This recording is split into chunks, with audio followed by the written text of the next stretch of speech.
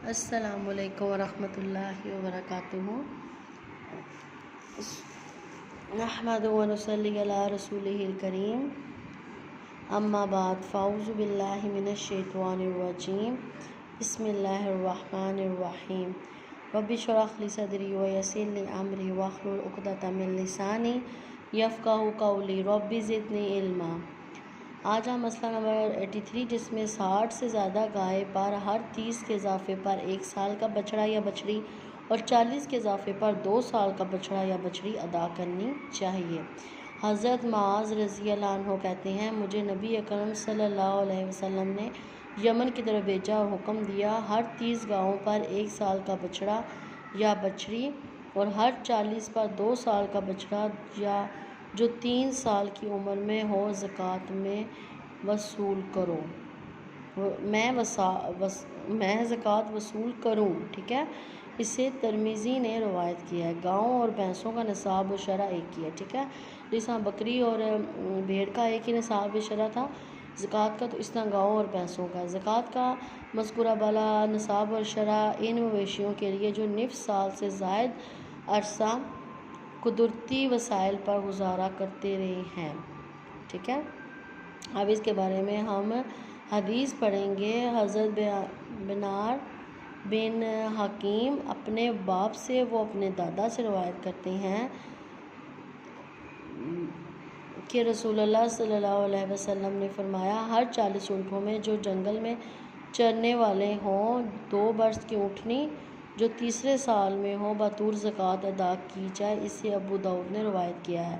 وہ مویشی جو مستقل طور پر مالک کے خرچے پر گزارا کرتے ہوں اور ذاتی استعمال کے لیے ہوں، ان پر زکوٰۃ نہیں، خواہ ان کی تعداد کتنی ہی کیوں نہ ہو، ٹھیک ہے۔ اب یہ بھی چیز دیکھیں آپ کہ وضاحت میں یہ چیز آپ کو کلیئر کی گئی ہے کہ جو مویشی جو مستقل طور پر مالک کے خرچے پہ ہوں، مطلب وہ کچھ ہوتے ہیں گائے بکریاں بھینس جو باہر سے نہیں کھاتے چارہ وغیرہ، ان کے لیے اسپیشل جو ہے وہ ان کا مالک جو ہے گھر سے کوئی کھاد وغیرہ بناتا ہے، یا اکثر کوئی روٹی یا کچھ اس طرح کھاتے ہیں، دانے گندم کے دانے، تو وہ پھر اس کے مستقل خرچے پہ جا رہے ہیں، تو اس لیے ان پر زکوٰۃ نہیں ہے۔ ہاں وہ مویشی جو مالک کے خرچے پر گزارا کرتے ہوں لیکن تجارت کی غرض سے پالے گئے ہوں، تجارت کی غرض سے، ٹھیک ہے۔ آپ تجارت کی غرض سے پالے گئے ہیں، ان کی آمدنی پر زکوٰۃ واجب ہوگی، ٹھیک ہے۔ ان پہ نہیں ہے جو کہ تجارت کی غرض سے پالے نہ ہوں، ٹھیک ہے، لیکن ان پر ہے جو تجارت کی غرض سے پالے گئے ہوں اور کر کے بے شک وہ کھاتے ہوں، خرچہ پورا کرتے ہوں، ٹھیک ہے۔ نیکسٹ کرتے ہیں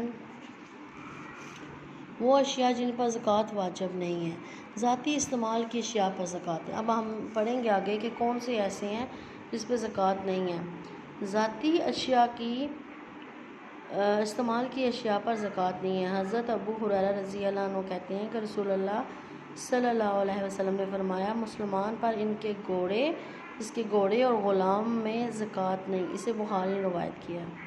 مسلمان پر اس کے گھوڑے اور غلام میں زکوٰۃ نہیں ہے، ٹھیک ہے۔ نمبر 1 کون سے ہوگے؟ گھوڑے اور غلام۔ دوسرا کون سا؟ کھیتی باڑی کرنے والے مویشیوں میں زکوٰۃ نہیں ہے۔ حضرت علی بن ابو طالب رضی اللہ عنہ ایک طویل حدیث میں بیان کرتے ہیں کہ رسول اللہ صلی اللہ علیہ وسلم نے فرمایا، کام کرنے والے مویشیوں میں کوئی زکوٰۃ نہیں ہے، ٹھیک ہے۔ اسے ابن خزیمہ نے روایت کیا ہے۔ اچھا، کام کرنے والے مویشیوں میں زکوٰۃ نہیں ہے، جو کام کرتے ہیں۔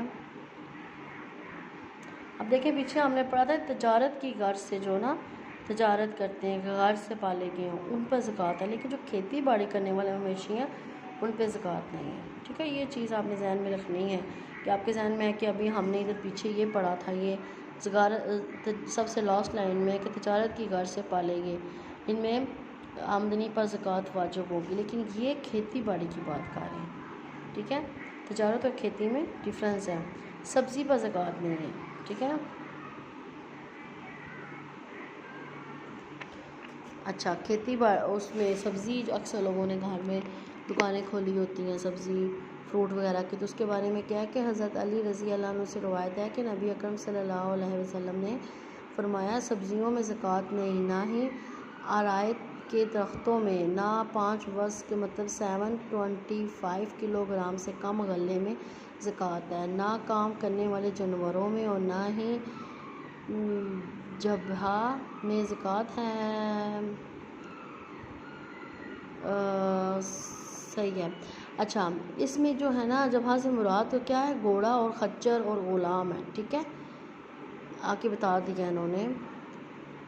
صحیح ہے۔ اس میں عرائیت کے درخت سے مراد وہ پھلدار درخت ہیں جو کہ غنی آدمی کسی غریب آدمی کو عارضی طور پر فائدہ حاصل کرنے کے لیے دے، ٹھیک ہے، عرائیت سے یہ مراد ہے۔ جزاکم اللہ خیرا کثیرا، آپ کو میں امید کرتی ہوں سمجھ آ گئی ہوگی۔ سبحان ربک رب العزت عما یصفون والسلام علی المرسلین والحمد للہ رب العالمین۔ السلام علیکم ورحمۃ اللہ وبرکاتہ۔